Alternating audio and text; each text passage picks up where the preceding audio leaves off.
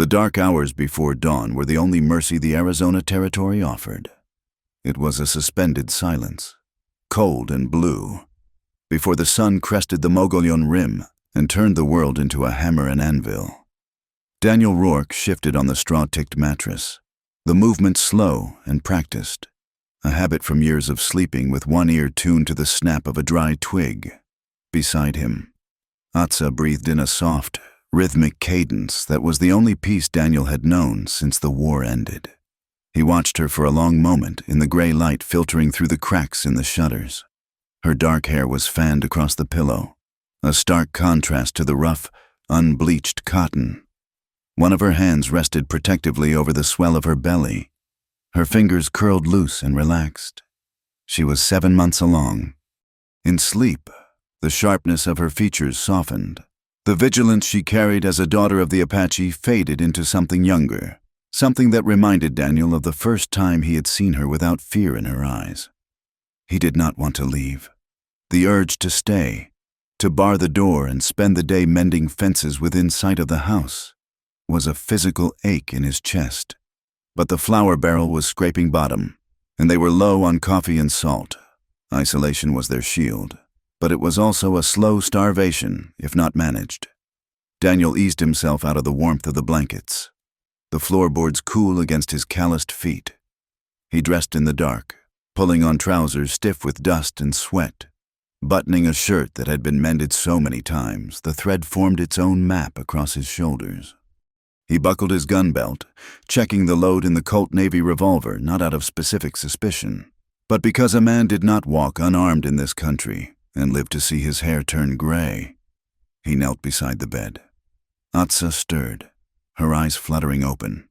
They were dark, darker than the bottom of a well, and for a second, they held the hazy confusion of dreams. Then she saw him, and a slow smile touched her lips. "Be safe, husband," she whispered, the English words heavily accented with the cadence of her mother tongue.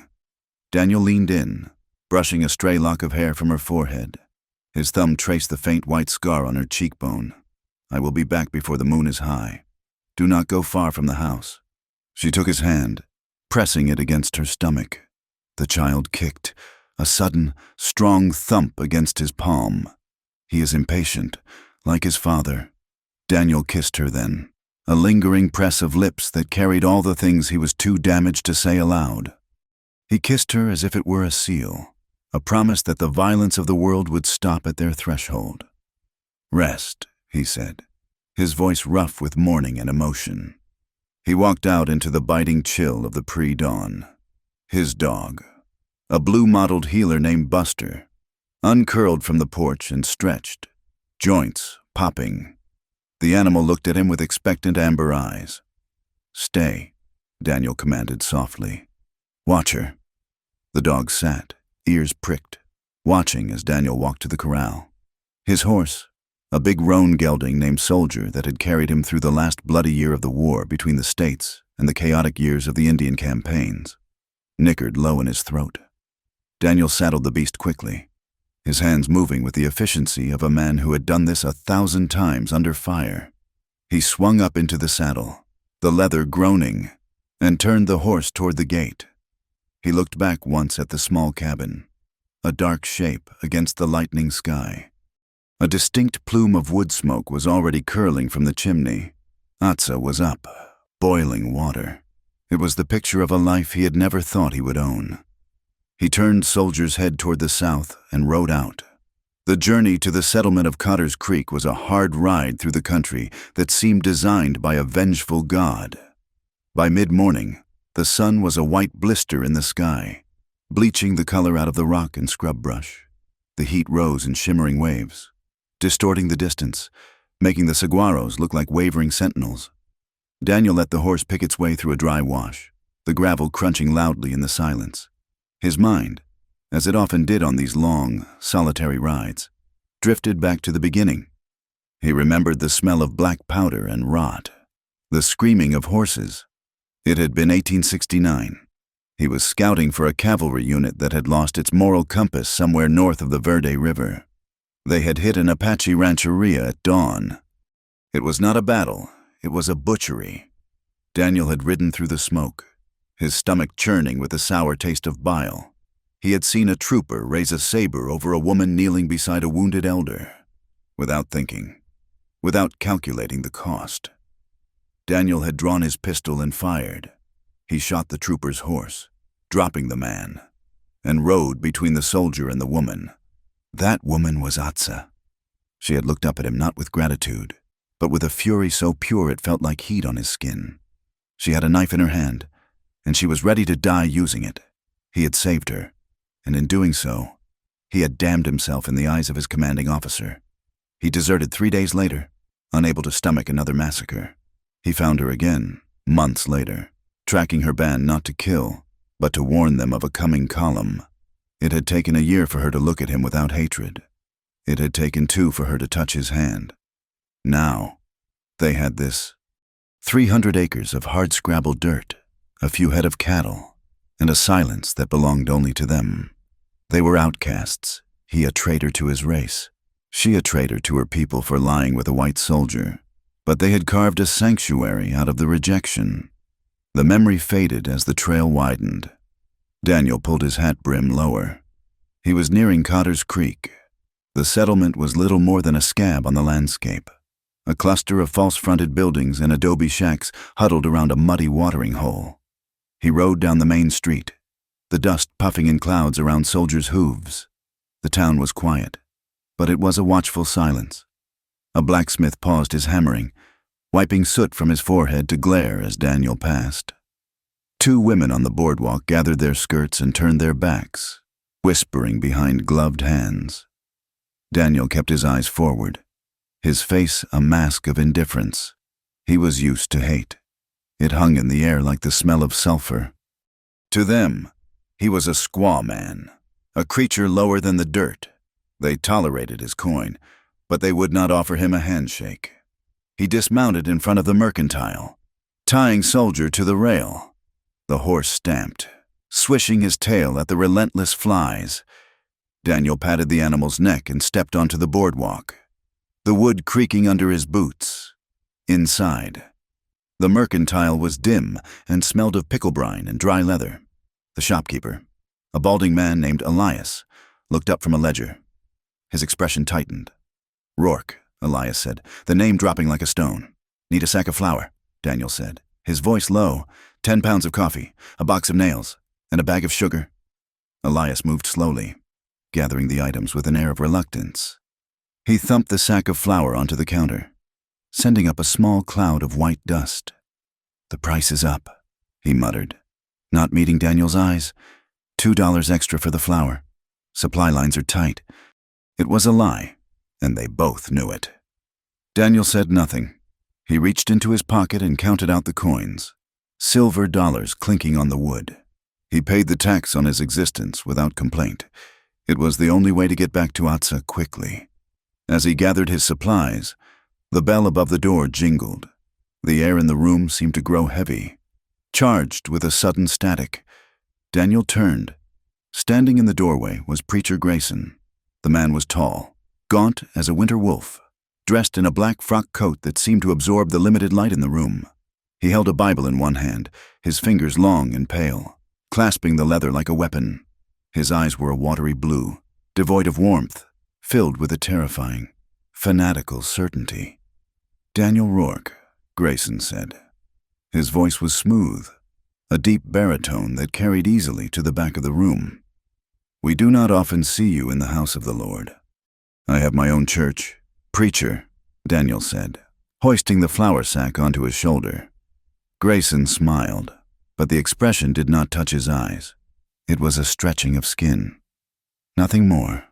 A man cannot build a temple on shifting sand, Daniel, nor can he build a righteous life with unholy bricks.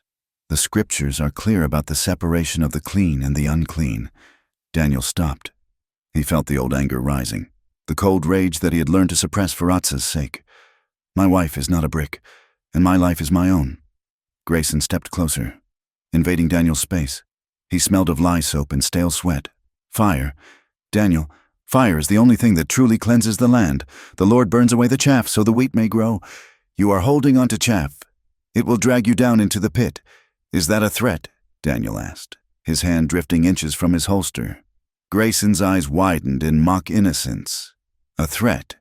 No, a prophecy. You cannot mix darkness and light and expect anything but gray shadows. The town fears for your soul, Daniel. We pray for you. We pray the Lord removes the stumbling block from your path. Daniel stared at him for a long heartbeat. Keep your prayers, he said softly, and stay off my land. He shouldered past the preacher, stepping back out into the blinding sun. His heart was hammering against his ribs, a heavy, dull rhythm. He loaded the supplies into his saddlebags, his hands trembling slightly with adrenaline. He needed to leave. The air in the town felt thick, poisonous. He untied the soldier and walked the horse toward the public water trough at the edge of town. A mongrel dog, ribs showing through its mange, was lapping at a puddle nearby. Daniel whistled for the town dog to move, but the animal skittered away, whining. He led the soldier to the trough. The water was still, covered in a thin film of dust. Usually, the horse would bury his muzzle deep, drinking greedily after the hot ride. But the soldier lowered his head, sniffed the water, and jerked back. Snorting, he pawed the ground, refusing to drink. Daniel frowned. He dipped a finger into the water and brought it to his nose. It smelled of nothing, but there was a metallic tang underneath. Something chemical. Lye or something worse. A chill that had nothing to do with the temperature crawled up his spine. The dog refused the puddle. The horse refused the trough. The preacher's sermon about fire and cleansing. The way the blacksmith had stopped working to watch him. They weren't just hating him today. They were waiting. Atza. The name hit him like a physical blow. He vaulted into the saddle, ignoring the stirrup, and spun soldier around. He didn't care about the supplies, didn't care about the heat. He drove his spurs into the horse's flanks, and the big roan leaped forward. He rode out of Cotter's Creek at a dead gallop, leaving a trail of dust that hung in the stagnant air like a shroud. The ride back was a blur of motion and rising panic. The sun tracked across the sky, indifferent to his desperation. Daniel pushed the horse hard, harder than he ever had, risking a broken leg in the rocky washouts. Every mile felt like 10. He scanned the horizon constantly, his eyes stinging from the sweat dripping from his brim. At first, it was just a haze, barely distinguishable from the heat shimmer. But as he crested the ridge that separated the Badlands from the valley where his ranch lay, the haze darkened. It solidified into a column of black smoke, thick and oily, rising straight up into the windless sky. "No!" Daniel rasped, the word torn from a dry throat. He crested the final rise, and the world ended. The valley, usually a patchwork of green grass and brown earth, was scarred black. The corral fences were gone. The barn was a collapsing skeleton of timber, flames still licking at the beams. And the house, the cabin he had built with his own hands, log by log, the home where he had crafted a cradle just last week, was gone. It was a heap of smoldering ash and stone. Daniel didn't remember riding down. He didn't remember dismounting. The next thing he knew, he was running, stumbling through the carnage. The silence was the worst part. There was no cattle, no barking. He found the cattle first. They hadn't been stolen. They had been shot where they stood in the pen, their carcasses bloated in the heat. It was a waste, pure, hateful waste. He found Buster near the porch steps. The dog had been clubbed. Daniel stepped over the body, his vision blurring, his breath coming in ragged gasps that sounded like sobbing. "Atza!" he screamed. The name tore at his throat. "Atza!" There was no answer. Only the popping of cooling embers and the hiss of the dying fire. He reached the ruin of the house. The heat was still intense, radiating from the stone chimney that stood like a tombstone in the center of the wreckage. He frantically began to pull at the fallen logs, his gloves charring, the leather smoking. "Atza!" He threw aside a burning beam, ignoring the searing pain that shot up his arms. He kicked through the ash, looking for bone, for a body, for anything. He found the iron skillet, twisted by the heat. He found the shards of the ceramic pitcher she used for water, but there was nobody. She wasn't there. Relief and terror collided in his chest.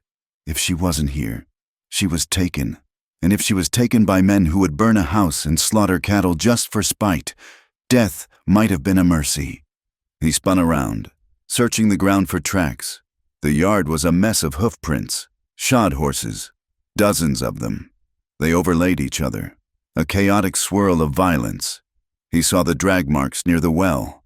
Someone had been dragged, kicking and fighting. He followed the tracks to the edge of the ruins. He was bent double, studying the dirt, when the groan of stressing timber groaned above him. He looked up, but it was too late. The remaining wall of the barn, weakened by the fire and the wind, gave way. A heavy beam, solid oak and burning at one end, slammed down. It caught him across the back, driving him into the hard-packed earth with a sickening crack. The air left his lungs in a rush. He felt ribs snap, a sharp, jagged agony that blinded him. His head struck a stone, and the world tilted, spinning into darkness. He tried to push the weight off, but his arms wouldn't obey. The pain was a white-hot lance through his chest. He lay pinned in the dirt, the taste of ash and blood in his mouth. The sun beat down on him, merciless. He couldn't move. He couldn't breathe without screaming.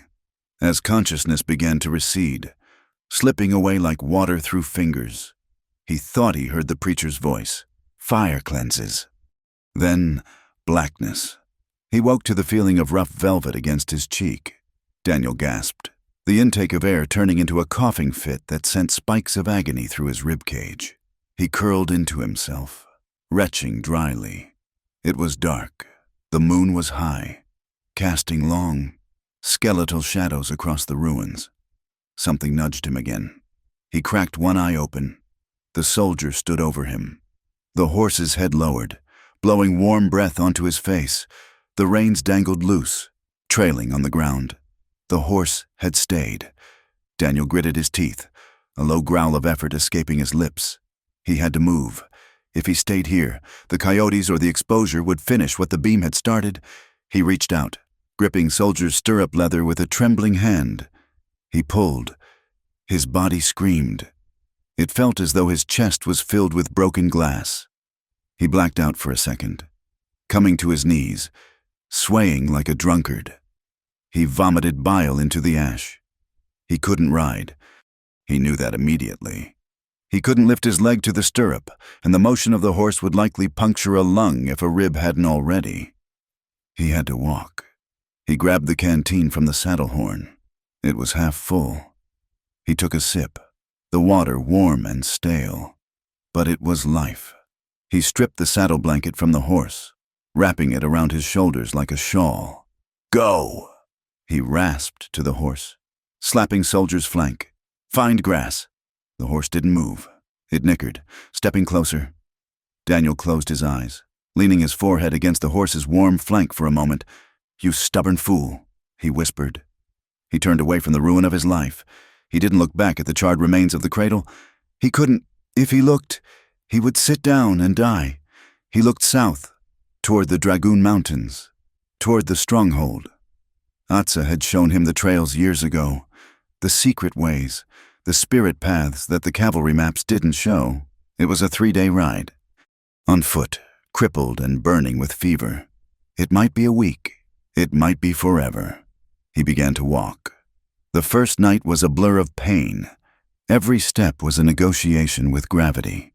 He kept his hand pressed to his side, trying to hold his ribcage together. He followed the stars, the hunter rising in the east. By the second day, the water was gone. The sun was a physical weight on his shoulders. His lips cracked and bled.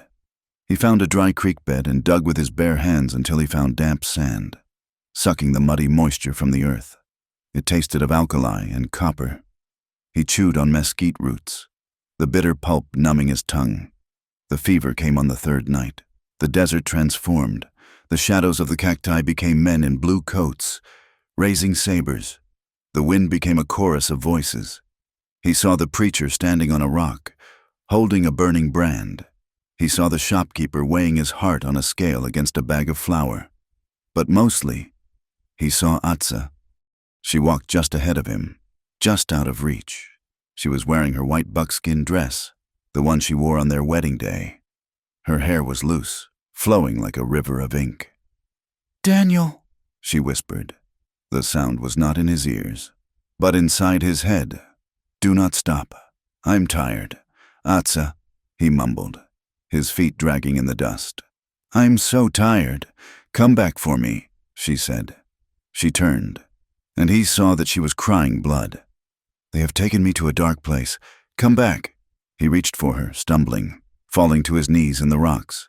The impact jarred his broken ribs, and he screamed, a sound that was swallowed instantly by the vast emptiness of the desert. He lay there, panting, the stars spinning overhead. It would be so easy to close his eyes, to let the fever burn him out, to just stop. "The child." Atsa's voice came again, sharper this time. "Our daughter. She is afraid." Daniel's eyes snapped open. The hallucination faded, leaving only the cold rocks and the moonlight. But the anger was back. A small, hot coal in the center of his chest, burning brighter than the pain. They had taken his wife. They had killed his child's peace before she even drew breath. He forced himself up. He used a piece of driftwood as a crutch, jamming it under his armpit. He took a step, then another. He was not a rancher anymore. He was not the man who fixed fences and traded for flour. That man had died in the ashes of his home. The man walking toward the mountains was something else, something older, something that remembered the taste of war. He moved forward, a broken scarecrow in the moonlight, walking toward the only thing that mattered, justice. And if not justice, then blood. The granite walls of the Dragoon Mountains rose like jagged teeth against the violet sky, a fortress of stone that had swallowed entire regiments of cavalry without belching back a single bone. Daniel Rourke did not walk so much as drag his existence across the hardpan, his boots shredded, his feet leaving bloody smears on the slate. The fever had burned away the water in his body, leaving him a husk of dry skin and rattling breath. He was no longer a man. He was a vessel of pain driven by a singular, magnetic north, Atsa. He reached the narrow pass that marked the entrance to the stronghold, a place where the wind howled through rock flutes with a sound like dying men. He stumbled, his knee striking a boulder, but he did not feel it. His vision was a tunnel of gray static.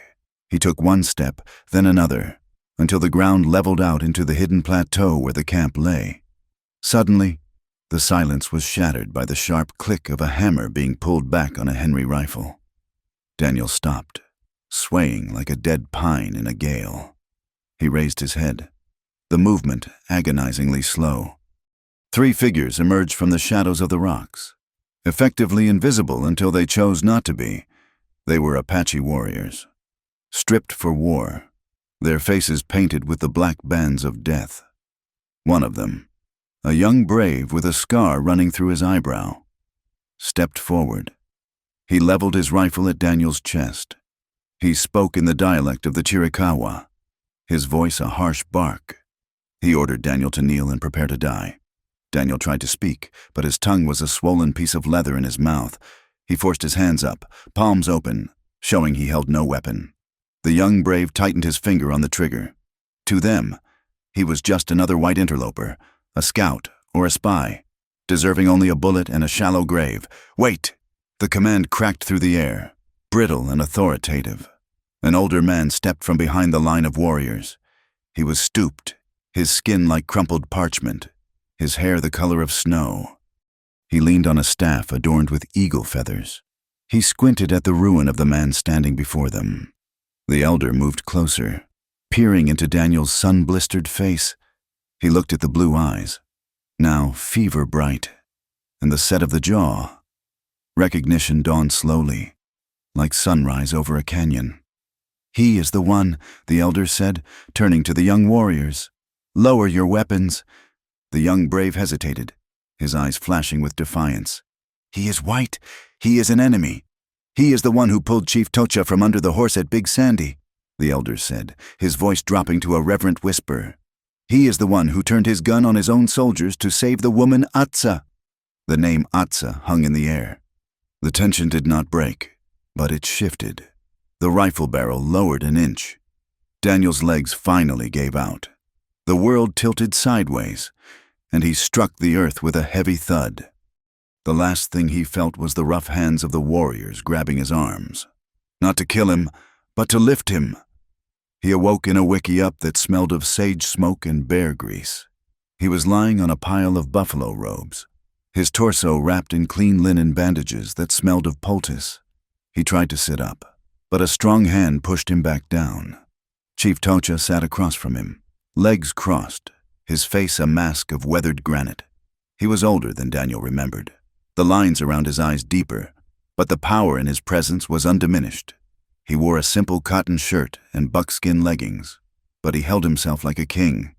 You have returned to the people, Tocha said. His English was slow, deliberate. You look like a man who has walked through the fire. They burned it, Daniel rasped. His voice was a wreck, shards of glass in his throat. They burned the house. They took her. Tocha nodded once, slowly. We saw the smoke.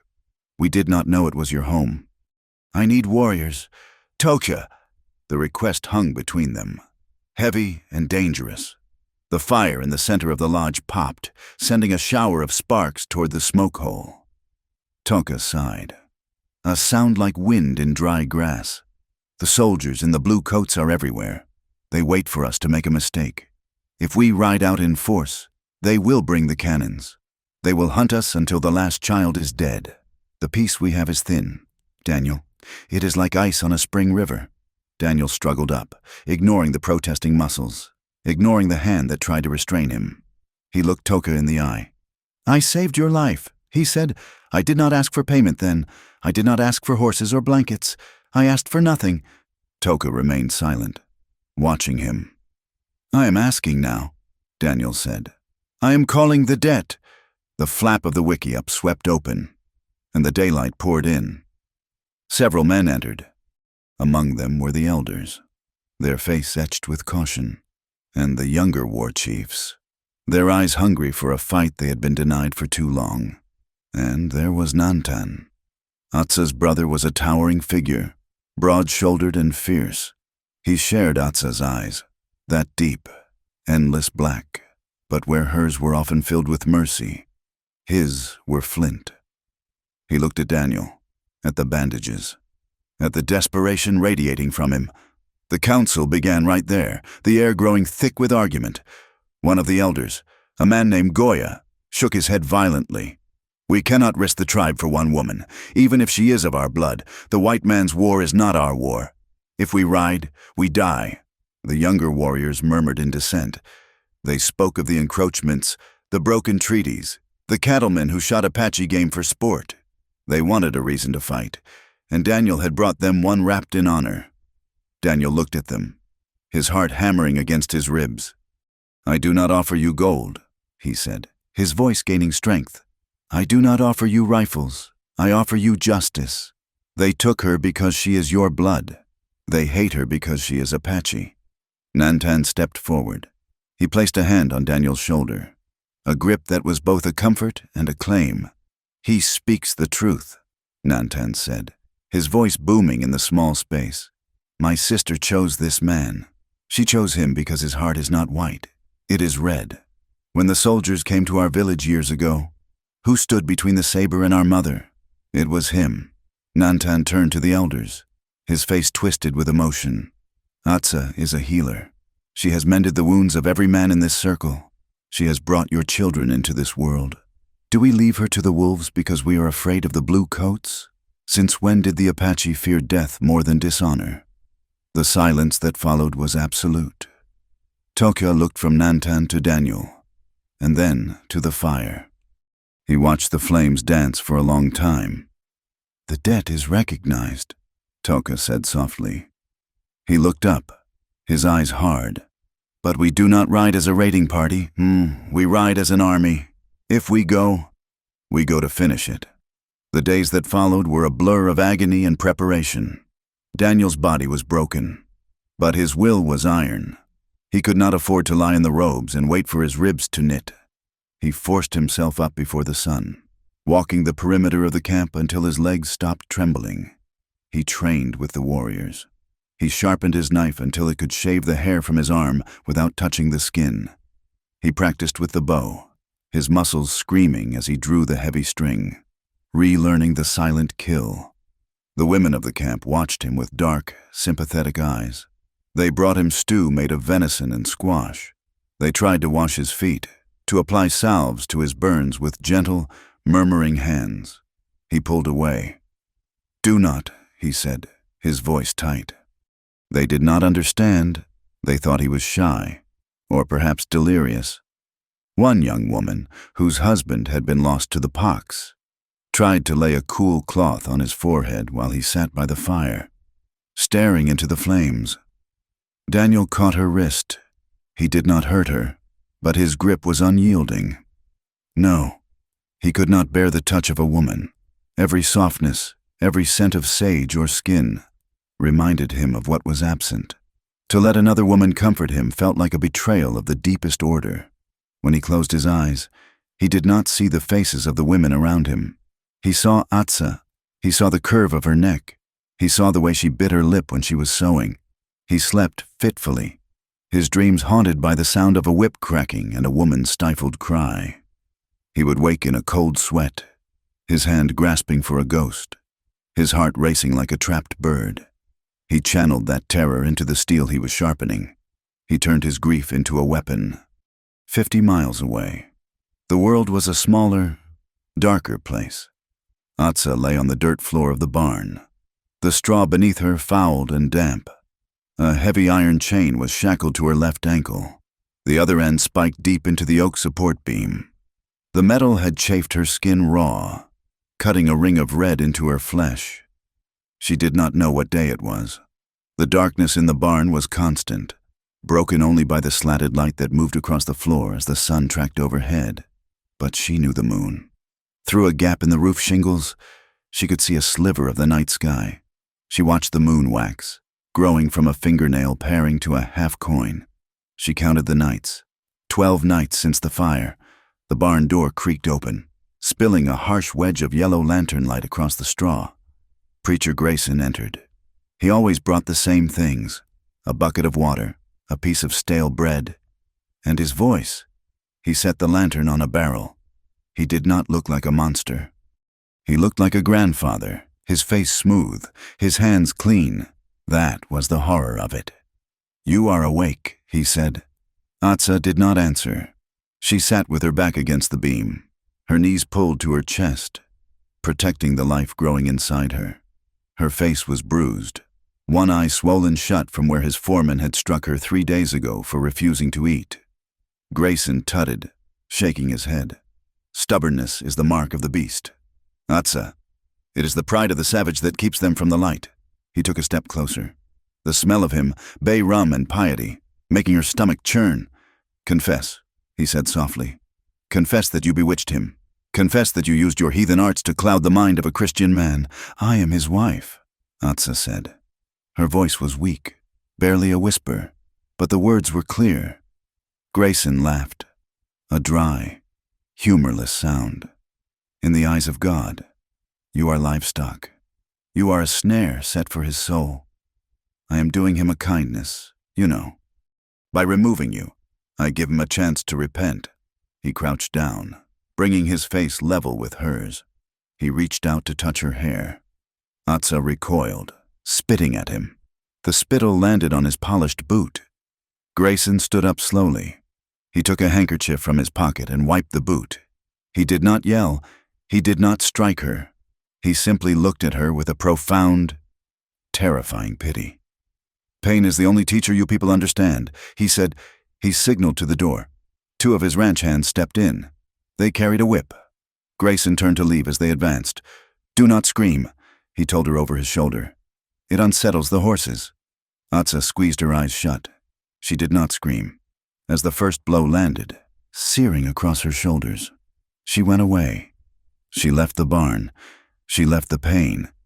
She went to the riverbank 3 years ago. The sun was dappled through the cottonwood leaves, painting the ground in shifting patterns of gold and green. The water rushed over the stones, cool and clear. Daniel was there. He was younger then, the shadows of the war still heavy in his eyes. But his hands were gentle. They had been swimming. She sat on the flat rock, drying in the sun, feeling the shame of her body. She covered her shoulder with her hair, trying to hide the ugly, puckered scar where a bullet had grazed her during the raid on her village. It was a mark of violence, a deformity. Daniel had waded out of the water, dripping, his skin pale against the dark rocks. He saw her hiding. He did not look away. He climbed onto the rock and knelt beside her. He reached out and moved her hair. Atsa flinched, expecting disgust. Instead, Daniel leaned forward. He pressed his lips to the scar. His mouth was warm, soft, and startlingly reverent. He kissed the jagged line of the wound. Then he kissed her shoulder, and then her neck. He pulled back, his blue eyes locking onto hers. "You think this makes you less?" he asked. She looked down. "It is ugly." "No," Daniel whispered. He traced the scar with his thumb. "It is where you survived. It is the most sacred ground I have ever walked." The crack of the whip brought her back to the barn, the agony exploding across her back. But the memory held. It was a shield, sacred ground. She was not a savage. She was not a beast. She was loved. And that love was a force stronger than iron, stronger than the man in the black coat. She bit her lip until it bled, tasting copper. But she did not cry out. She curled around her belly, whispering into the straw. "Hold on, little fire, hold on. He is coming." The morning of the departure, the Apache camp was a terrifying spectacle of silent power. The sun was just beginning to bleed over the horizon, turning the sky the color of a fresh bruise. 500 warriors stood by their horses. They were not a raiding party. They were a tide. They carried Winchester rifles, lances tipped with obsidian and steel, and knives that had known the blood of many enemies.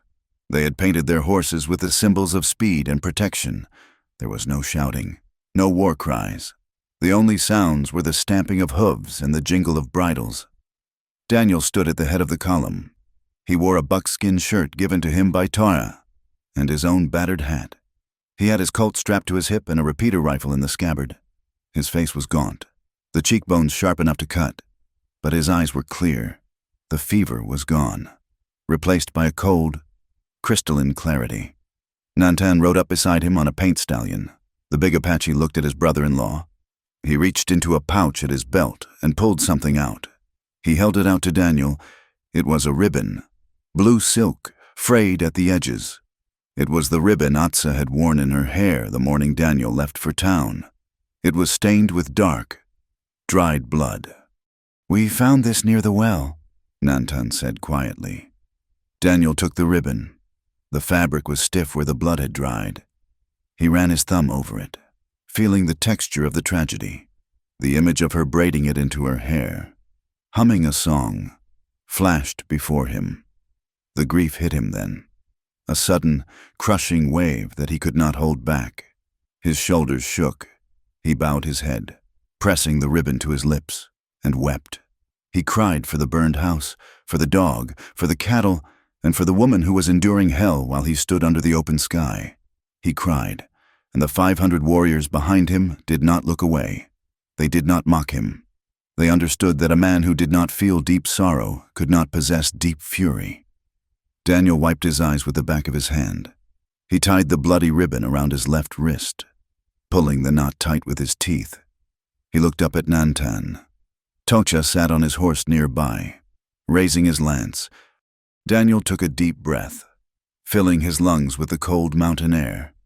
He swung up onto the horse they had given him, a black gelding with a white star on its forehead.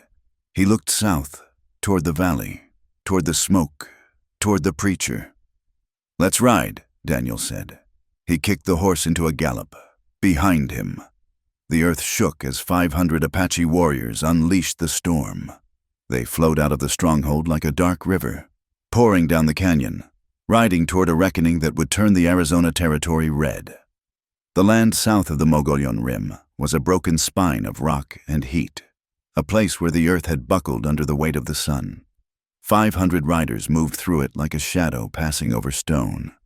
They rode single file through the twist of sun-split canyons, the unshod hooves of the Apache ponies making no sound on the hardpan that the wind did not immediately carry away. Daniel Rourke rode at the front, his eyes red-rimmed and fixed on the southern horizon.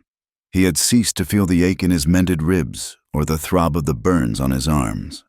He had become a creature of singular purpose, stripped of the soft comforts of the rancher he had tried to be. The desert accepted him back, not as a friend, but as a predator who understood its rules. They moved by moonlight, navigating the cactus plains where the saguaros stood like silent giants with arms raised in surrender. They crossed the Gila River at midnight, the water black and cold against the horses' flanks. Nantan rode beside Daniel, his presence a solid weight. They did not speak. There was no need for words when the intent was so clearly carved into the air between them. Their first target was a supply outpost at Iron Springs, a cluster of adobe buildings that served as a nerve center for Preacher Grayson's militia. It was where the grain and ammunition were stored, the fuel for the crusade Grayson was waging against the land. They struck an hour before dawn. It was not a battle. It was a dismantling. The Apache warriors slipped from their horses and moved through the perimeter with the silence of smoke. The guards, men hired for their brutality rather than their discipline, never raised a rifle.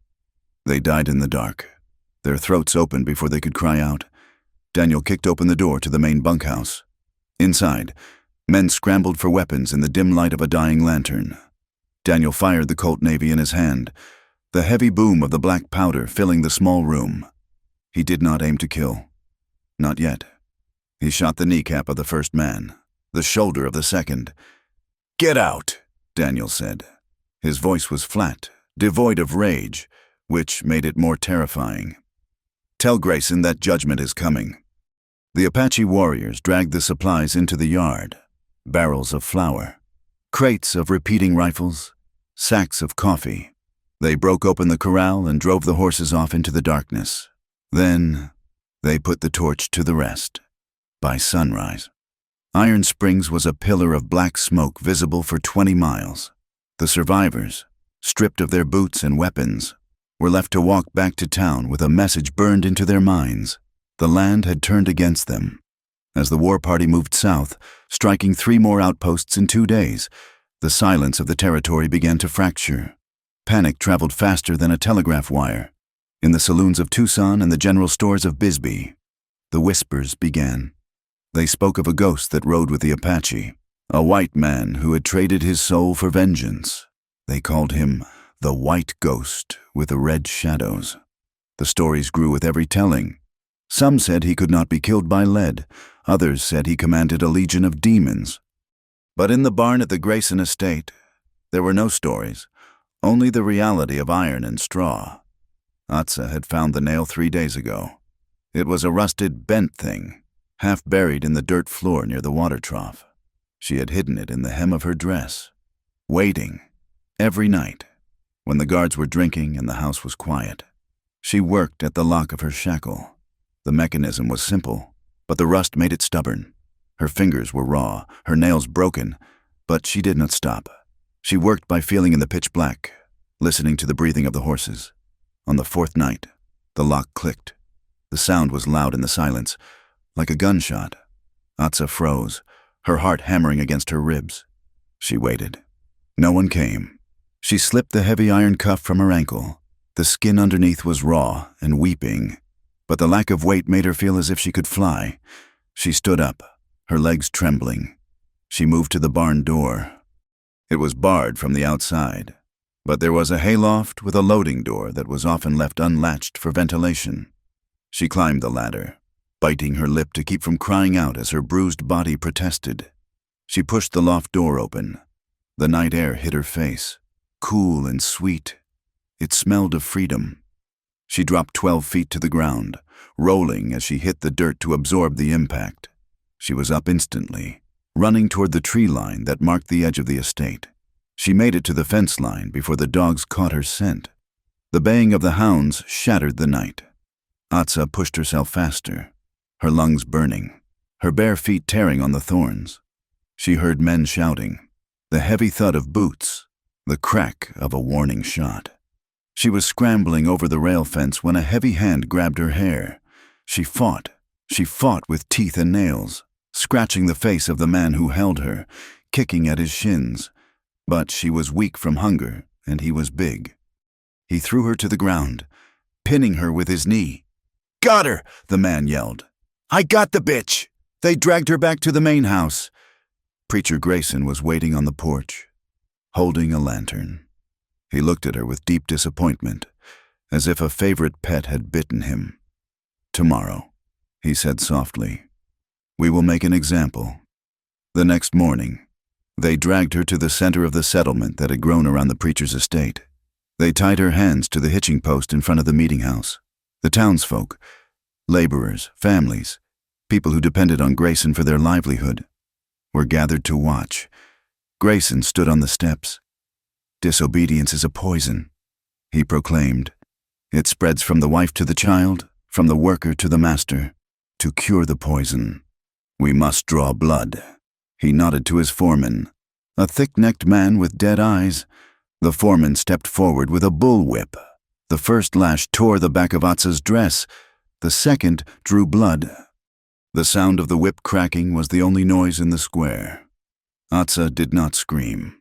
She pressed her forehead against the rough wood of the post and bit into the grain. She focused on the child inside her. "I am stone," she told herself. "I am the mountain. You cannot break the mountain." The crowd watched in uncomfortable silence. These were hard people, used to the violence of the frontier, but this was different. This was cruelty dressed up as righteousness. "Stop it!" A woman pushed through the crowd. It was Sarah Miller, the wife of the blacksmith. She was a pale, timid woman who usually kept her head down, but her face was flushed now with indignation. "She is with child," Sarah screamed, rushing toward the post. "You will kill the baby." Grayson's eyes narrowed. He gestured to one of his guards. The guard stepped in Sarah's path and shoved her hard. She stumbled back, falling into the dust. "This is not your concern." "Sister," Grayson said coldly, "go home and pray for understanding." The blacksmith pulled his wife back, his face pale with fear. He whispered something to her, holding her arm tight, dragging her away. Sarah looked back, tears streaming down her face, but she did not fight him. The fear of Grayson was too deep. The whipping continued. 10 lashes, 12, when they finally cut her down. Atsa collapsed into the dust. She did not move, but as the foreman bent to check if she was conscious, she lifted her head. Her eyes were swollen. Her lips split, but she looked straight at Grayson, and she smiled. It was a bloody, terrifying expression of defiance. Grayson turned away, his jaw tight. "Lock her up," he muttered, "and double the chains. 3 days' ride to the east." Daniel sat in the shade of a mesquite bush, watching the sunrise paint the desert floor in hues of violet and blood. Tied to a yucca plant 5 yards away was a man named Silas, a scout for the militia whom Nantan had tracked and tackled off his horse the evening prior. Silas was a hard man, a tracker who had sold his skills to the highest bidder, but he was broken now. He had spent the night with Daniel. Daniel had not touched him with a knife. He had simply spoken to him, quietly, about what the Apache did to men who lied. He had described, in clinical detail, the process of skinning a man while keeping him alive. Silas had talked. He had spilled everything, the layout of the estate, the number of guards, the rotation of the sentries, and, finally, where they were keeping Atsa.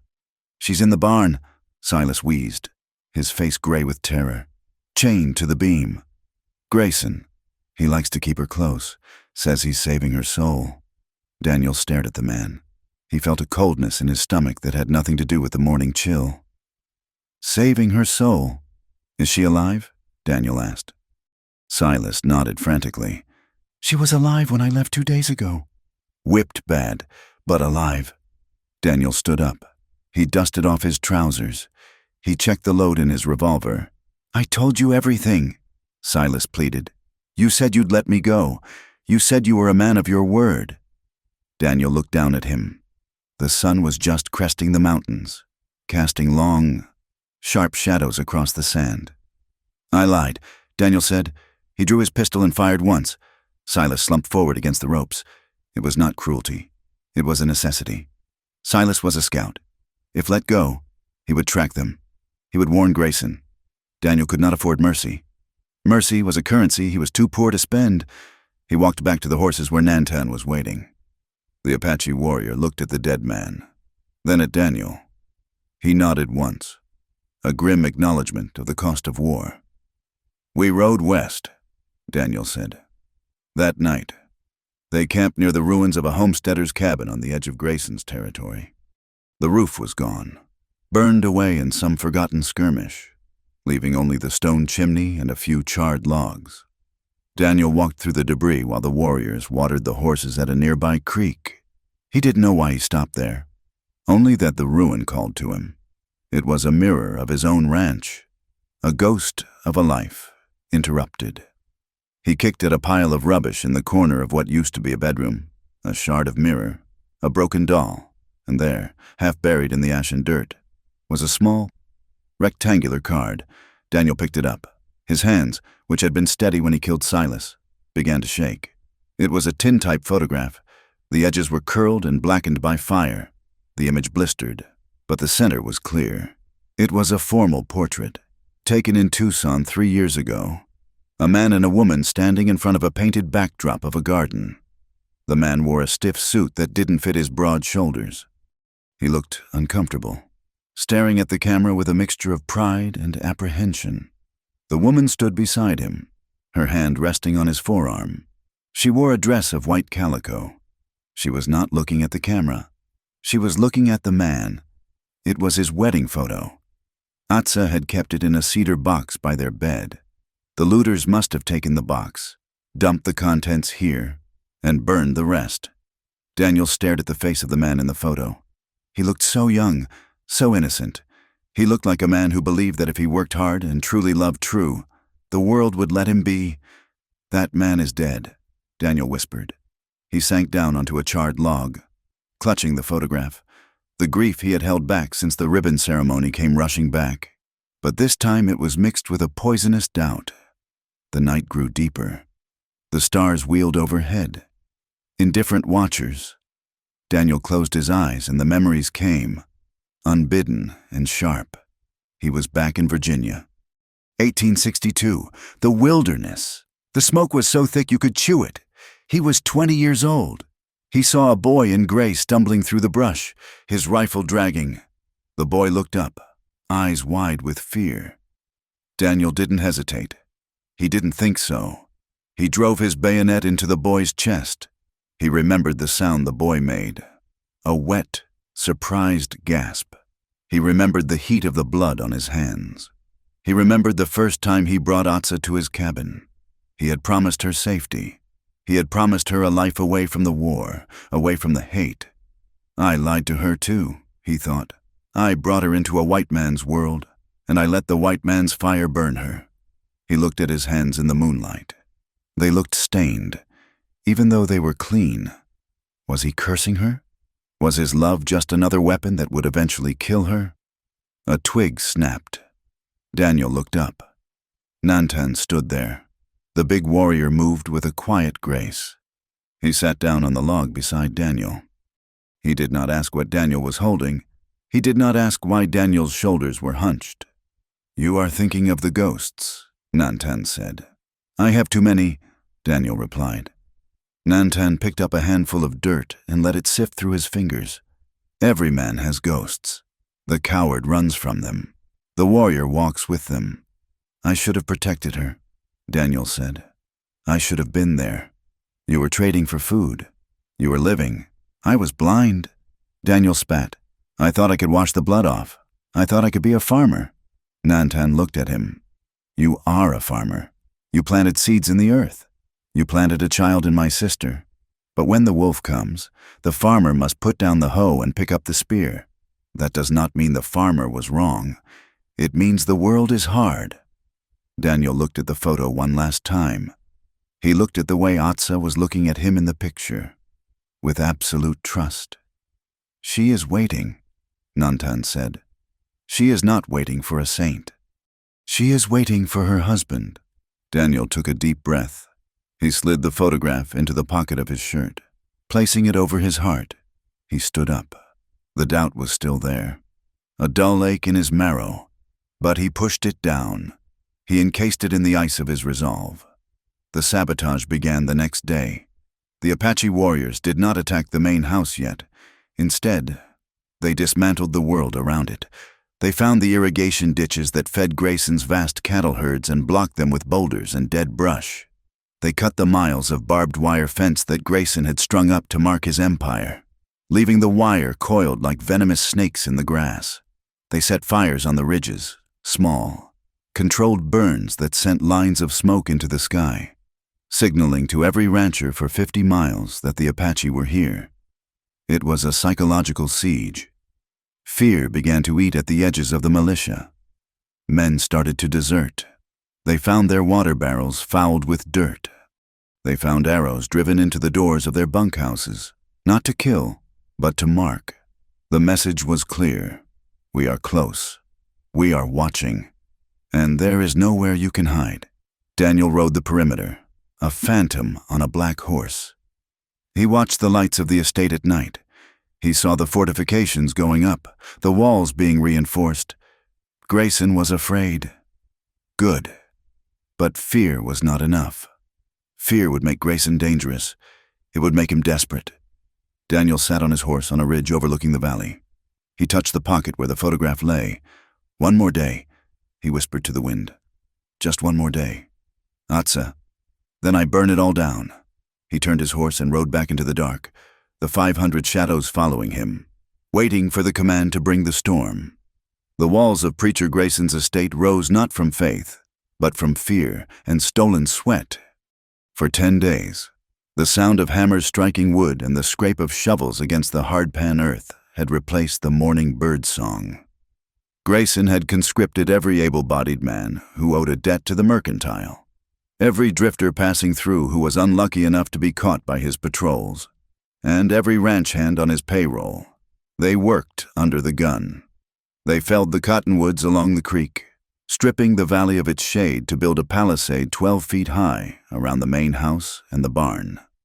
Grayson walked the perimeter like a general inspecting the lines. He wore his Sunday black, the coat dusted with the gray powder of the earth, a Bible in one hand and a heavy Remington revolver tucked into his belt. He stopped atop the newly built watchtower, looking out over the shimmering heat of the valley. "The enemy is at the gates," he bellowed, his voice carrying over the sound of the saws. The men working below paused, wiping grime from their faces. They looked tired, their eyes hollow with the fatigue of double shifts and half rations. "We are the last bastion," Grayson shouted, raising his arms to the cloudless sky. "The savage darkness seeks to swallow the light of civilization, but we shall not be moved. We are the rock against the tide. The Lord has given us this land, and by blood and fire, we shall hold it." He believed it. That was the terrifying truth that sat in the center of his madness like a stone. He did not see himself as a thief or a kidnapper. He saw himself as a shepherd guarding the flock from wolves. But the flock was terrified. Beyond the walls, the town of Cotter's Creek was dying. The rumors of the white ghost had soured into a panic that emptied the streets. Families packed their wagons in the dead of night, leaving behind furniture and memories, fleeing north toward the safety of Fort Verde. The mercantile was boarded up.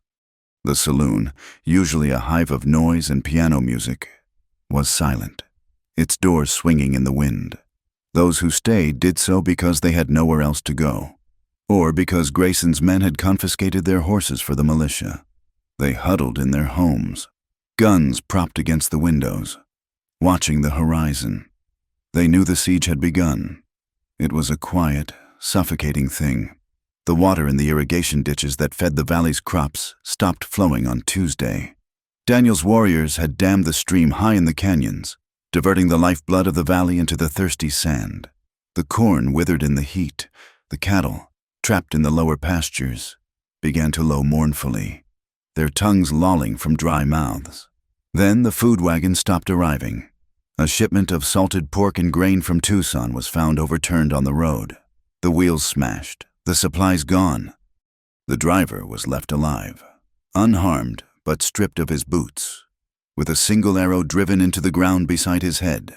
The noose was tightening. Inside the fortified walls, the air was thick with tension. The men Grayson had hired, hard men, gunmen who killed for coin, were growing restless. They cleaned their rifles obsessively. They eyed the horizon, jumping at the sound of a coyote yipping in the twilight.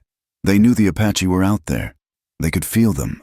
It was a pressure on the back of the neck, a sensation of being watched by 1,000 unblinking eyes. In the suffocating gloom of the barn, time had lost its meaning.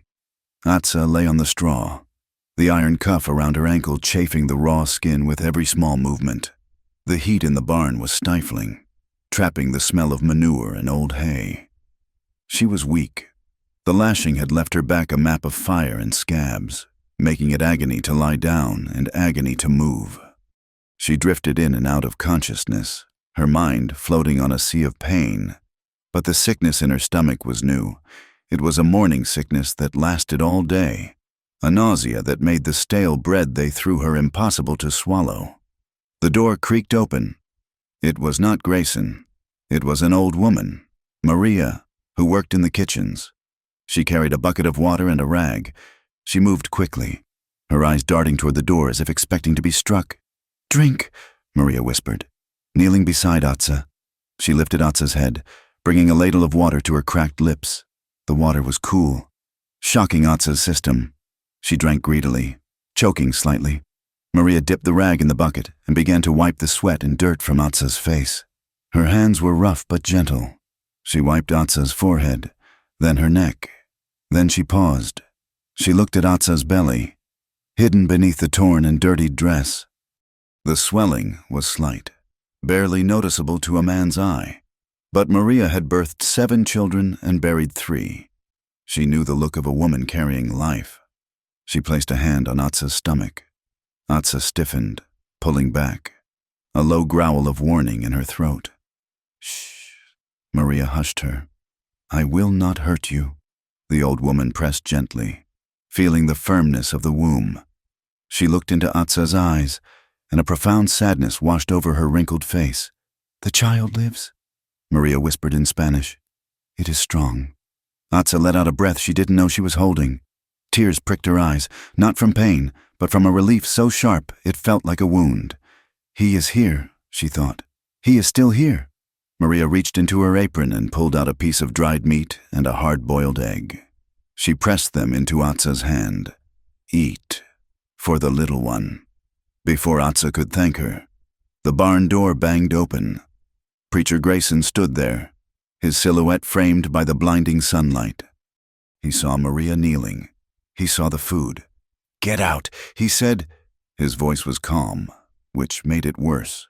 Maria scrambled up, crossing herself, and fled past him without a word. Grayson walked into the barn. He closed the door, plunging them back into the semi-darkness. He walked to where Atsa lay. He looked at the food in her hand, then at her stomach. "So," he said softly, "the savage seed has taken root." Atsa did not flinch. She bit into the egg, chewing slowly, staring at him. She would not starve, not now. Grayson paced back and forth, his boots crunching on the straw. He clasped his hands behind his back. "I have prayed on this. Atsa, I have asked the Lord why he would allow such a thing. Why would he allow a Christian woman? For you were baptized, were you not, before you ran back to the blanket? To carry the child of a murderer." He stopped and looked down at her. "The Lord is testing my charity." He crouched down, his knees popping. He was close enough that she could see the pores on his nose, the madness swimming in his pale blue eyes. "I will make you a deal, woman." Atsa swallowed the food. She did not speak. "The man Rourke is coming," Grayson said. "He is going to die. My walls are high and my men are ready. When he is dead, you will be left with nothing. You will be a widow with a half-breed bastard." He reached out, hovering his hand over her stomach. "But I am a merciful man. I will take the child." Atsa froze, The air in the barn seemed to drop 20 degrees. "I will raise it," Grayson continued, his voice taking on a fervent pitch. "I will wash the savage blood out of it. I will raise it as my own, in the light of the Lord. It will never know its father was a traitor. It will never know its mother was a whore who lay with beasts." He leaned in closer. "All you must do is confess. When the magistrate comes from Tucson, you will stand before him and say that Daniel Rourke took you against your will. You will say he forced you. You will renounce him. Do this, and the child lives. Refuse, and, well, the wilderness is a hard place for an orphan." The silence that followed was absolute. Even the flies seemed to stop buzzing. Atsa looked at him. She looked at the man who had burned her home, who had whipped her, who had chained her like a dog. She thought of Daniel. She thought of his hands whittling the cradle. She thought of the way he looked at her, as if she were the only star in the sky. She gathered the moisture in her mouth. It was scant, but it was enough. She spat full in his face. The saliva hit Grayson on the cheek, just below his eye. He recoiled as if he had been shot. He stumbled back, wiping his face with a shaking hand. He stared at her. His face turned a mottled, ugly red. "You choose hell." "Then," he whispered. He turned and walked out, slamming the door so hard dust rained down from the rafters. That night, the darkness was a living thing. Atsa lay curled on the straw, her body trembling with the aftershocks of the confrontation. She closed her eyes and reached out with her spirit. She prayed to the mountains. She prayed to the ancestors who slept in the rocks. "Give him strength," she whispered into the dark. "Give him my rage." She fell into a fitful sleep. In her dream, she was standing in the ruins of their cabin. But it was not burned. The fire was in the hearth, warm and crackling. Daniel was there. He was holding her, his arms strong and safe. He leaned down, his lips brushing her ear. "One more breath," he whispered. "Just one more." She woke with a gasp, the sound of his voice still echoing in her mind. It was not a memory. It was a promise. 5 miles away, in a hidden arroyo shielded by catclaw and scrub oak, the Apache war party waited. The fires were small, dug deep into the sand to hide the light. Daniel sat apart from the men, sharpening his knife. The rhythmic shh of the stone against steel was the only sound he made. He looked like a man carved from mesquite wood, hard, twisted, and enduring. Nantan approached him. The big warrior sat down across the fire. He tossed a twig into the coals and watched it flare. "The men are restless," Nantan said. "They want to strike the walls. They say the white ghost is waiting too long." "They are fortified," Daniel said, not looking up. "If we ride straight at the walls, we lose 50 men. I will not pay for my wife with 50 of your brothers." Nantan nodded. It was the answer of a war chief, not a desperate husband. "You have changed, Daniel," Nantan said quietly. "The last time we rode to war together, you were reckless. You fought like a man who wanted to die." Daniel stopped sharpening the knife. He tested the edge with his thumb. A thin line of blood appeared. "I ran once," Daniel said. Nantan looked at him, his expression unreadable. "It was before I met you," Daniel continued, his voice low. "Battle of Glorieta Pass. We were flanked. The Confederates came out of the trees like ghosts. My sergeant went down. I could have dragged him to cover. I could have stayed and fought." He looked up at Nantan, his eyes full of an old, rotting shame. "I ran. I dropped my rifle and I ran into the woods. I left him there screaming. I survived because I was a coward." He looked back at the fire. "When I met Atsa, when the soldiers attacked her village, I was terrified. I wanted to run then too. Every instinct in my body told me to turn my horse and ride away. But I looked at her, and I knew if I ran again, I would be dead long before my heart stopped beating." He wiped the blood from his thumb onto his pants. "I am afraid, Nantan. I am afraid that when the fire starts, the coward is still inside me. I am afraid I will fail her again." Nantan reached across the fire. He took the knife from Daniel's hand and stabbed it into the earth between them.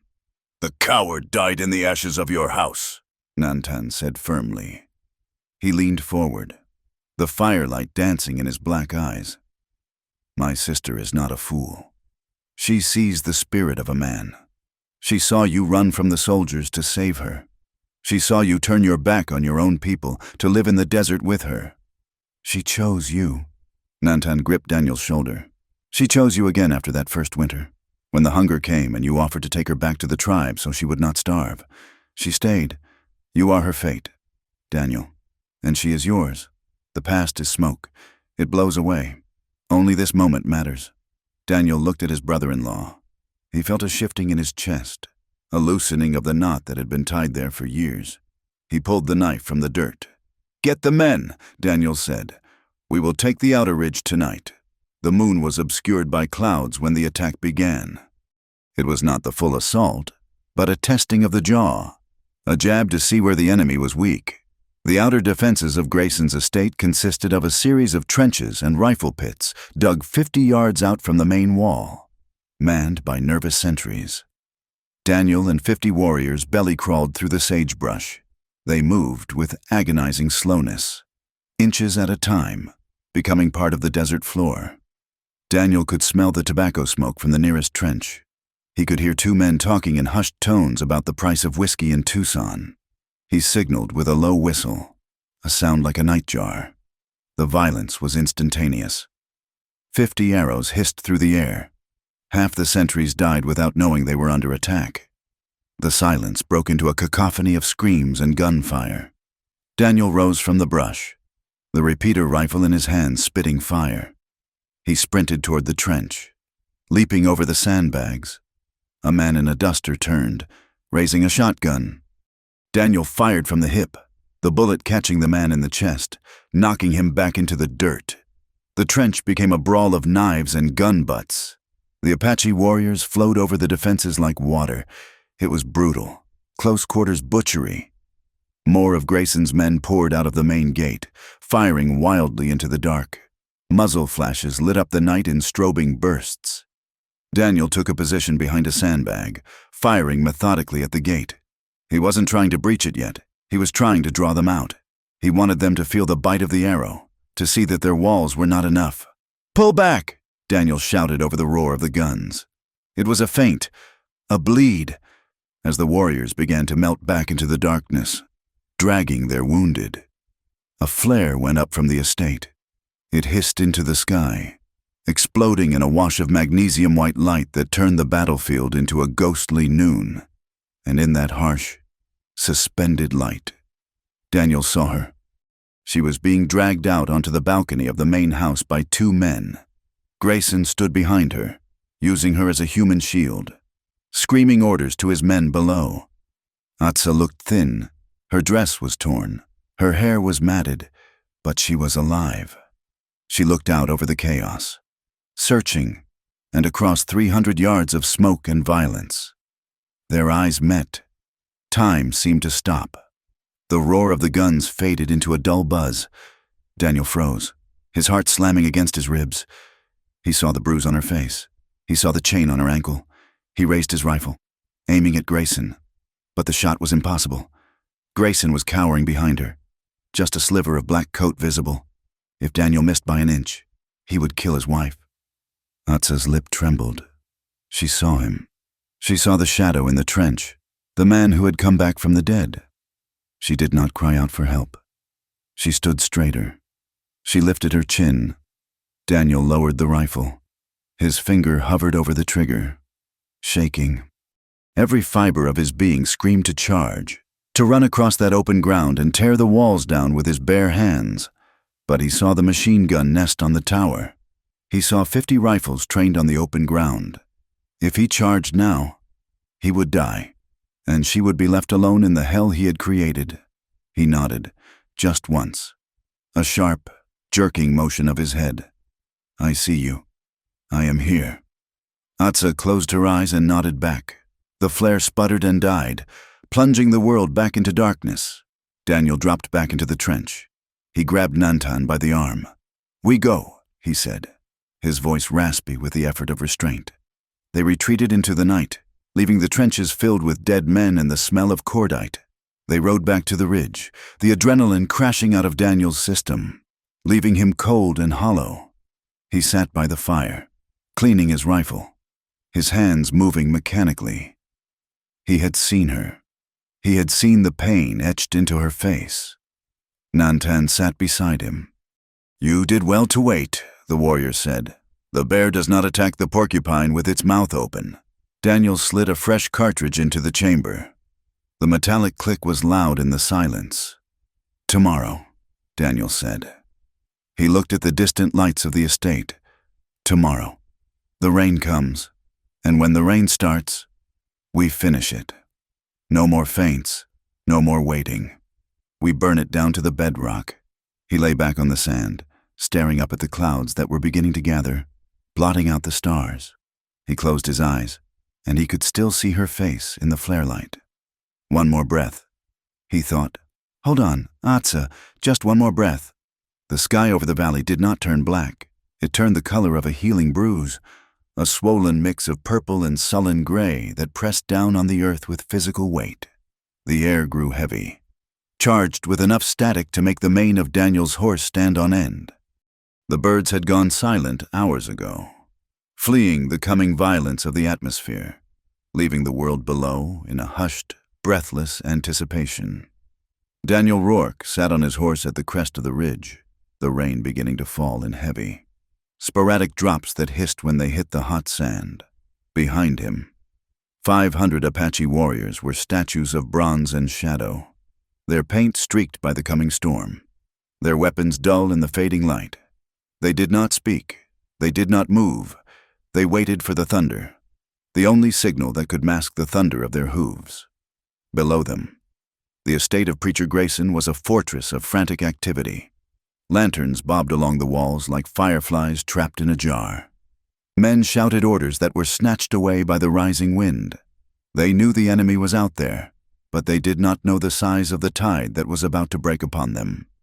A jagged vein of lightning tore the sky open, illuminating the valley in a blinding flash of white.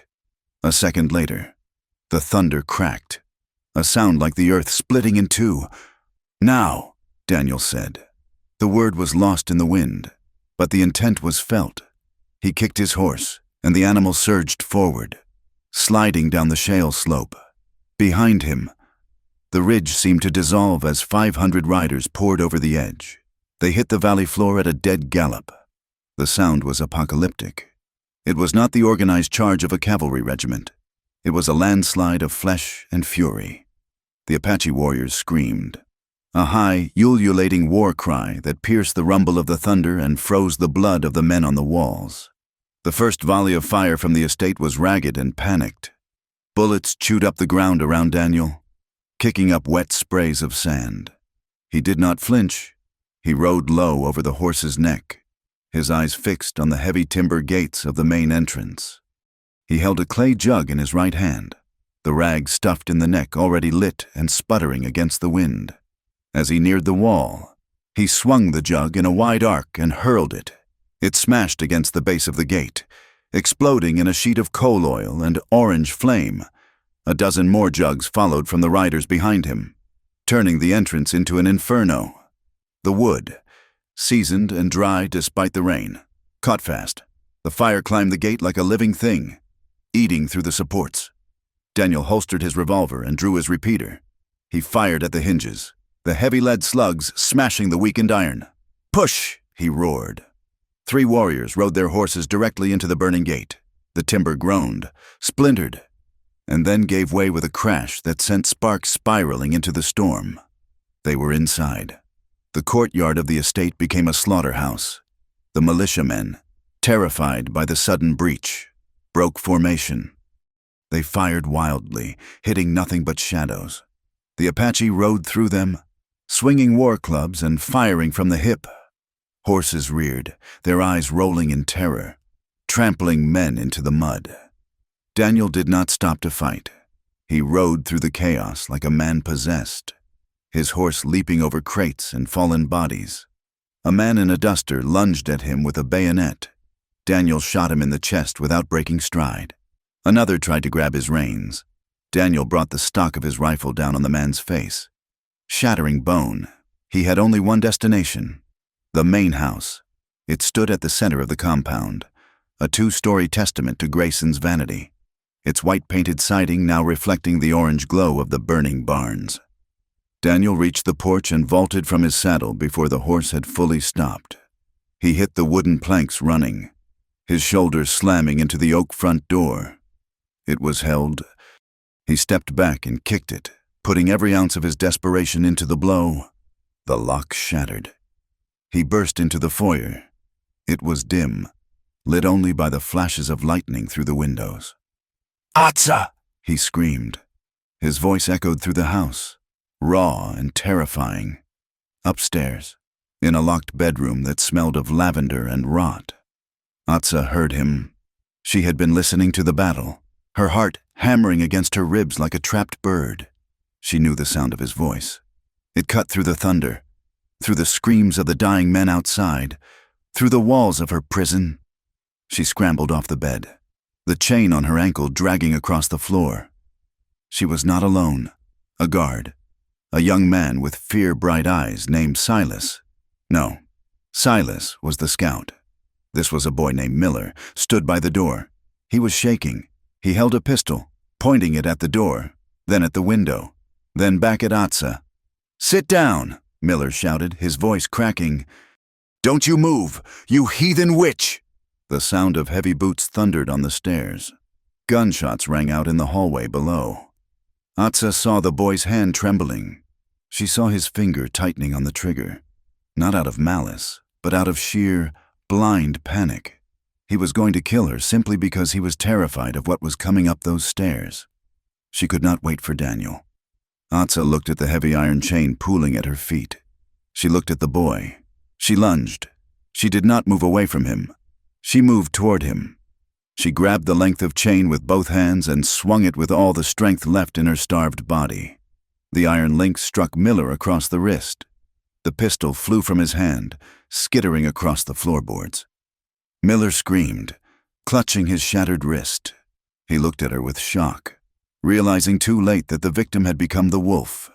He swung a clumsy fist at her face. Atsa ducked, the blow grazing her ear. She wrapped the chain around his calf and pulled. He went down hard, his head cracking against the corner of the heavy wardrobe. He groaned, trying to rise, blood streaming from his temple. Atsa stood over him. She raised the heavy iron cuff that was still attached to her leg, prepared to bring it down on his skull. The door exploded inward. Splinters of wood rained across the room. A figure stood in the doorway, framed by the darkness of the hall and the flashes of gunfire. It was a monster, a man covered in soot, blood, and rain. His clothes were torn, his eyes wild, his chest heaving. He held a rifle in one hand and a knife in the other. Atsa froze, the chain raised in her hands. "Daniel?" she whispered. The monster dropped the weapons. The rage drained from his face, replaced by a look of such shattering relief that he appeared to age 10 years in a second. Atsa. He crossed the room in 2 strides. He did not ask if she was hurt. He did not check the guard. He fell to his knees before her, wrapping his arms around her waist, burying his face in the torn fabric of her dress. Atsa dropped the chain. Her hands, trembling violently, found his hair. She touched the back of his neck, his shoulders, confirming the reality of him. He was wet. He was warm. He smelled of smoke and horse sweat and blood. She slid down to the floor with him, and they collapsed into each other. There were no words. There was no poetry. There was only the guttural, animal sound of 2 people who had been torn apart and stitched back together by sheer force of will. Daniel pulled back, his hands framing her face. He looked at the bruise on her cheek, the split lip, the hollows under her eyes. His thumbs brushed away the tears that were cutting tracks through the dirt on her skin. "I'm here," he choked out. "I'm here." He looked down at her ankle, at the raw skin beneath the iron cuff. A fresh wave of fury darkened his eyes, but he pushed it down. "Where is the key?" he asked, his voice tight. "The guard," Atsa said, pointing to the unconscious boy. "On his belt." Daniel ripped the key ring from Miller's belt. His hands shook so badly he dropped them once. He cursed, snatched them up, and shoved the key into the lock. It clicked. The iron cuff fell away. Atsa rubbed her ankle. wincing. "Can you walk? I can run," she said fiercely. Daniel helped her up. He picked up his rifle. "We have to go. The house is catching." He was right. The smell of smoke was getting stronger, curling under the door. The fire from the gate had spread to the porch and was eating its way into the structure. He threw his arm around her shoulders, pulling her tight against his side. "Stay close to me. Do not let go." They moved into the hallway. The heat was intense now. Flames licked at the wallpaper, peeling it back in curling black strips. The roar of the fire was drowning out the storm. They reached the top of the stairs. The foyer below was a cauldron of smoke. Daniel pulled his bandana up over his nose and gestured for Atsa to do the same with her hem. Down. Fast. They descended the stairs, the wood groaning under their weight. Halfway down, a section of the banister collapsed, sending a shower of sparks onto the floor below. They reached the bottom and ran for the door. As they burst out onto the porch, the cool, wet air hit them like a physical blow, but the danger was not over. The courtyard was still a battleground. "There!" a voice shouted.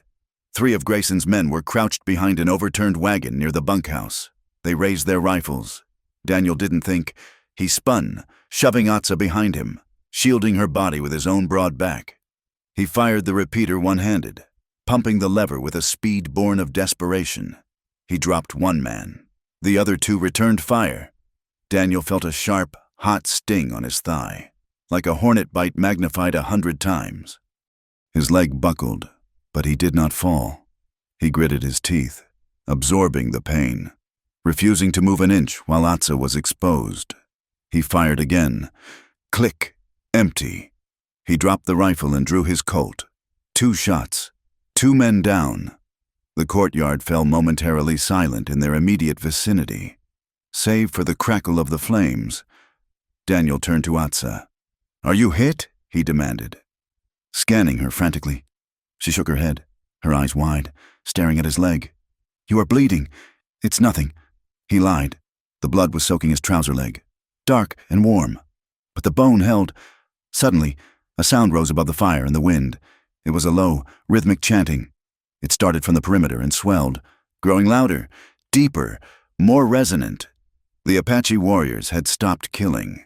They had formed a circle around the burning estate. They sat on their horses, weapons raised, and they were singing. It was the song of the breaking world. It was a song of judgment. It was a sound that vibrated in the chest, a mournful, terrifying harmony that signaled the end of a violent thing. The remaining defenders, realizing they were surrounded and outnumbered, threw down their weapons. They fell to their knees in the mud, begging for mercy. The Apache ignored them. Their eyes were on the chapel. The chapel was a small stone building adjacent to the main house. It was the only structure not yet burning. Nantan emerged from the smoke, walking his horse slowly. He stopped in front of Daniel and Atsa. He looked at his sister, at her torn dress and her defiant stance. He nodded, a slow, solemn movement. Then he pointed his lance at the chapel doors. "He is there," Nantan said. Daniel limped toward the chapel. Atsa walked beside him, her hand gripping his arm, supporting him. Daniel kicked the doors open. Preacher Grayson was kneeling at the altar. He had dragged a heavy wooden cross to the center of the aisle and was clinging to it. He held a Bible in one hand and his Remington in the other. He looked up as the lightning flashed, illuminating the stained glass window behind him. His face was a mask of soot and tears. He looked small. He looked human. "The beast comes!" Grayson shrieked, raising the pistol. Daniel did not flinch. He stepped forward, the pain in his leg forgotten.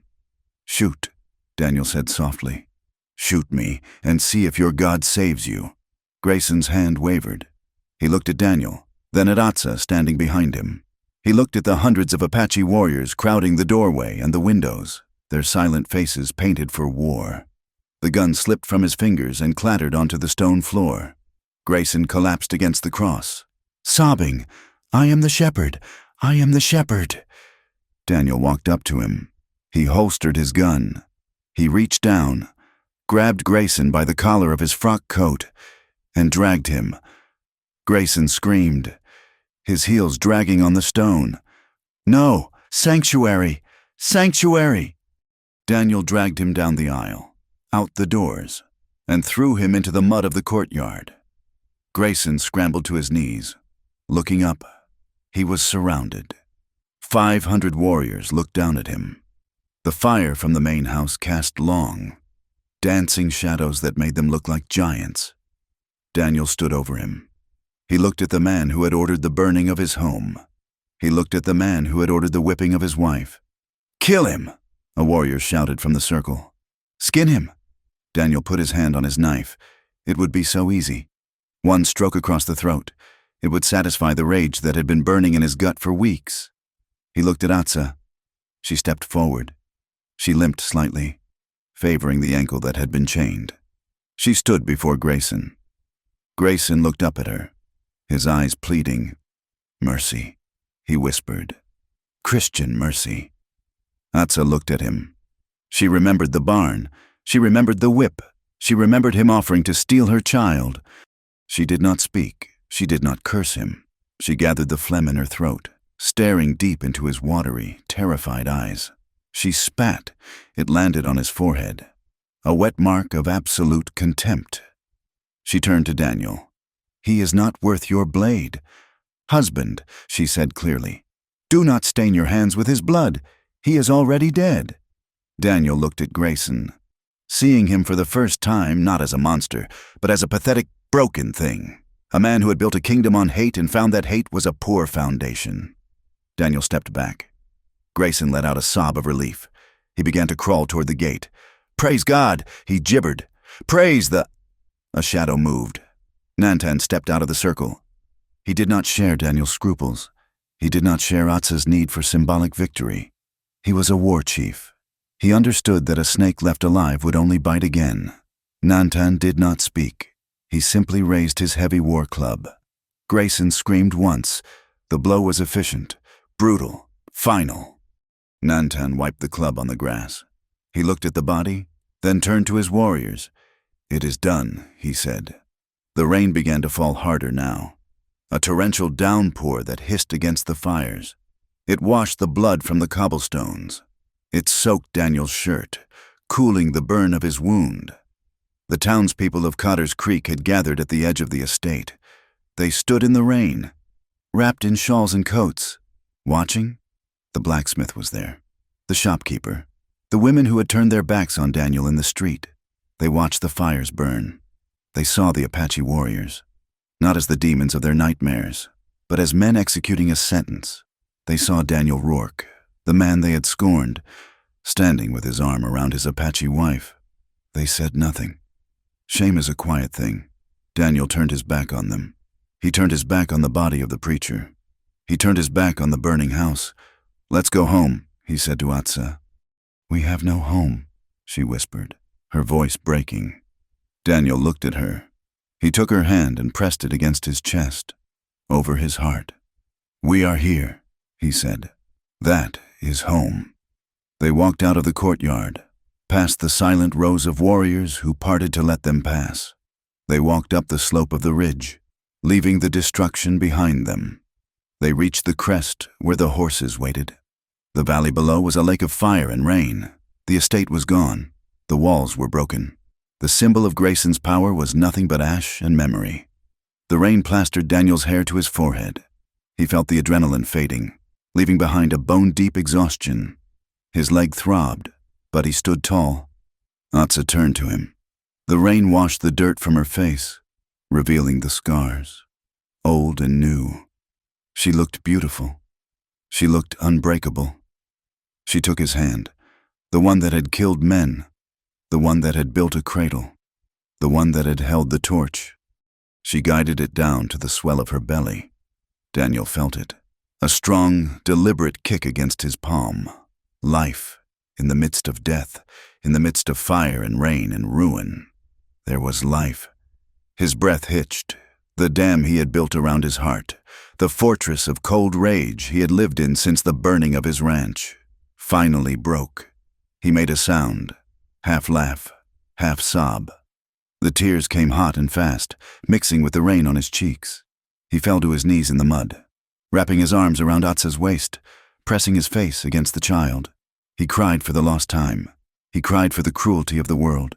He cried because, against all odds, they had won. Atsa stroked his hair, looking out over the burning valley. Her eyes were dark and fierce, reflecting the flames. "Cry, husband," she whispered into the storm. "Wash it away. Tomorrow. We will build."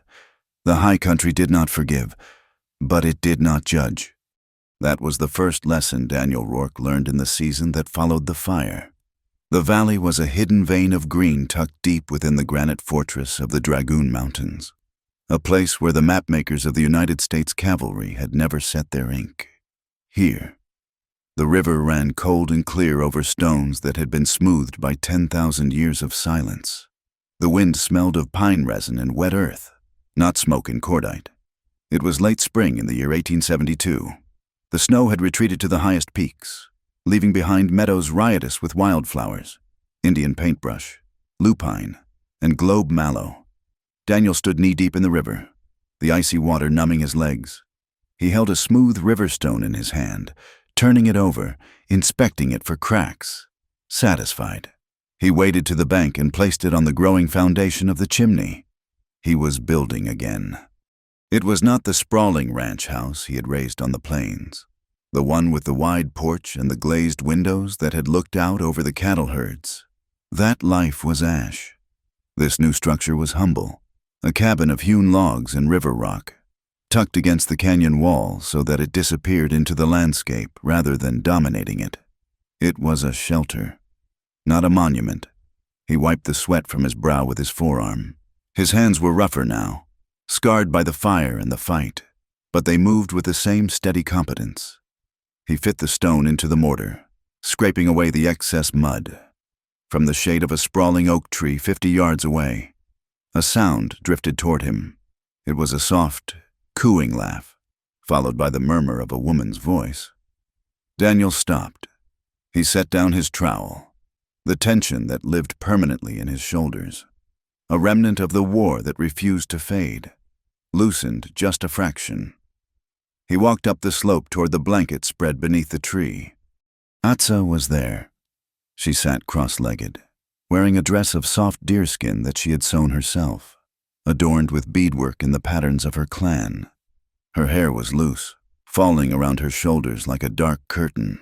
In her arms, she held their daughter. The child was 3 months old. She was a creature of two worlds, a bridge built of flesh and blood. She had Atsa's eyes, large, dark, and bottomless, holding the ancient stillness of the desert. But she had Daniel's hands, the fingers long and strong, and a dusting of light hair on her head that caught the sun like spun copper. Daniel knelt on the edge of the blanket. He smelled of wet stone and labor. Atsa looked up at him, her face softening. The bruises from the preacher's barn had long since faded into yellow memories, and into nothing. Though the scars on her back would remain forever, she did not hide them. She wore them like armor she had tested and found sufficient. "She is awake," Atsa said softly. Daniel reached out a finger. The baby's hand closed around it, her grip surprisingly strong. "Hey there, little one," Daniel whispered. They had named her Zanhi. It was an Apache word, given to her by the elders in a ceremony under the full moon. It meant, born from fire. It was a heavy name, a name that carried history, but the child wore it lightly. She gurgled at the sound of her father's voice, kicking her legs in the swaddling cloth. "Does she know me?" Daniel asked the same question he asked every day. Atsa smiled. "She knows you are the tall shadow that brings the wood. She knows you are the rough hands that hold her when the night wind blows. She knows I am tired," Daniel joked, though there was little humor in it. He sat back on his heels, looking at the two of them. The fear that he had carried for so long, the terror that he would lose them, that the universe would correct the mistake of his happiness, was still there. It lived in the back of his mind, a crouching animal. But here, in the sun, it slept. The integration into the tribe had been a slow, quiet thing. There were no grand speeches, no treaties signed on parchment. It was a peace brokered by blood and shared silence. The Apache warriors, men who had once looked at Daniel with suspicion or open hatred, now rode past the cabin and raised a hand in greeting. They saw him chopping wood. They saw him teaching the young boys how to shoe a horse without quicking the hoof. They saw the way he looked at Atsa. He was no longer the white eye.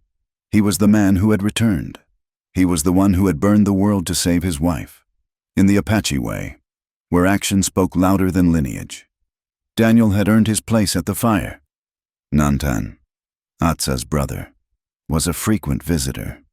He would arrive silently, emerging from the trees like a wraith, carrying a haunch of venison or a bag of piñon nuts.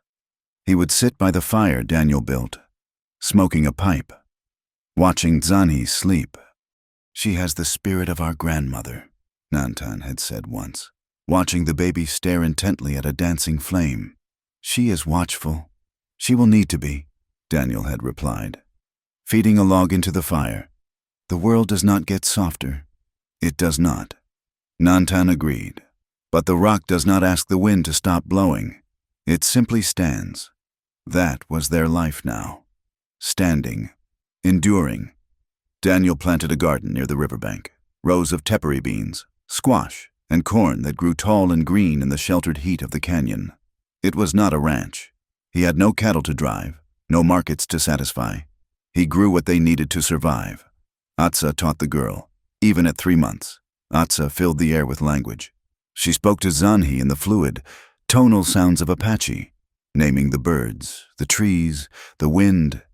Then she would switch to English, sharp and precise, naming the tools Daniel used, the days of the week. "She will have 2 tongues," Atsa insisted. "She will walk in 2 worlds, so that neither can trap her." Daniel did not argue. He knew the necessity of it.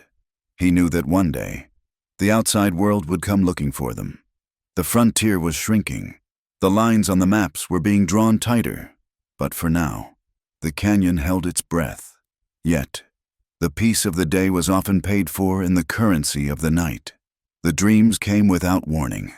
Daniel would be asleep, his body heavy with exhaustion. And then the smell would hit him. The smell of burning pine, the smell of scorched hair. He would be back in the courtyard of the estate. But it wasn't the estate. It was his old home, and it wasn't Grayson screaming. It was Atsa. The fire was alive, a red beast with 1,000 mouths. And he was running through it, his boots melting, his lungs filling with ash. But he could never reach the door. The door was miles away. The screaming went on and on, high and terrible. Daniel would wake with a gasp, sitting bolt upright in the dark, his skin cold and slick with sweat. His heart would be hammering against his ribs like a trapped bird, the adrenaline of the war flooding his system, telling him to fight, to kill, to run. He would scramble for the Colt Navy that hung on the bedpost, his hands shaking, his eyes darting around the shadowed room, searching for enemies that were not there. Then a hand would touch his chest. It was never a grab. It was never a frantic shaking. It was a firm, grounding pressure, a palm placed over his heart. "Daniel." Atsa's voice was the anchor. It was the rope thrown into the abyss. He would freeze, the gun half drawn. He would turn his head, his eyes wide and unseeing, until they found her face in the moonlight. She did not look afraid of him. She did not look at him with pity. She looked at him with recognition. She knew the dark place he went to because she had been there too. She had felt the whip. She had worn the chains. "Breathe," she would command softly. "You are here. The fire is out." Daniel would let out a ragged breath, the air shuddering in his chest. He would drop the gun back into the holster. He would collapse back onto the pillows, covering his face with his hands, the shame of it washing over him. "I'm sorry," he would whisper. "I'm sorry. There is nothing to forgive." She would answer, moving closer to him, pulling the buffalo robe over his shoulders. The body remembers what the mind tries to forget. She would stroke his hair, her fingers tracing the line of his jaw, the scar above his eye. She would hum a low, rhythmic song, a melody that had no words, until his breathing slowed and the smell of smoke faded, replaced by the scent of sage and her skin. It was in these moments, in the quiet aftermath of the terror, that they found each other again. They spoke of the past only in pieces, like handling broken glass. They did not retell the story of the burning or the rescue. Those events were etched into their bones. They did not need to be spoken. Instead, they talked about what came before. Daniel told her about his boyhood in Ohio, about the green fields and the way the rain smelled different there, devoid of dust. He told her about his mother, who read the Bible by candlelight and taught him that kindness was a strength, a lesson the war had tried to beat out of him. Atsa told him about her first memory, the sound of the river during the spring melt. She told him about the time she tracked a mountain lion for 3 days, not to kill it, but to see where it slept. She told him about the medicine songs her grandmother had taught her, the ones that could knit bone and soothe fever. They were stitching their histories together, creating a tapestry that could cover the hole the war had burned in their lives. And then there was the silence. The intimacy between them had changed. Before the fire, their lovemaking had been a thing of easy passion, a celebration of their life together. Now, it was something deeper, something more desperate and sacred. It happened on a night when the wind was howling outside, rattling the shutters of the cabin. The baby was asleep in her cradle, a small bundle of warmth near the hearth.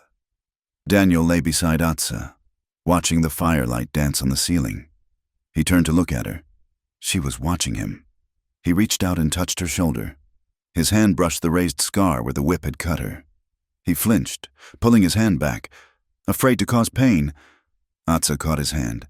She did not let him pull away. She pressed his palm against the scar, holding it there. "It does not hurt," she said. "Not when you touch it."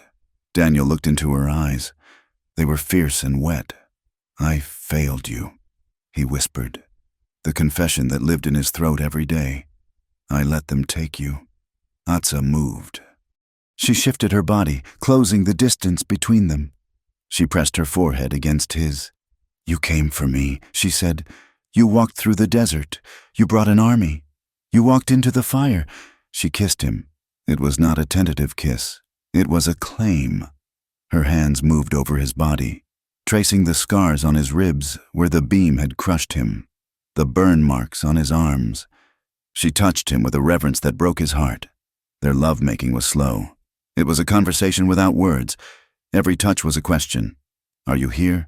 Are you real?" And every response was an answer. I am.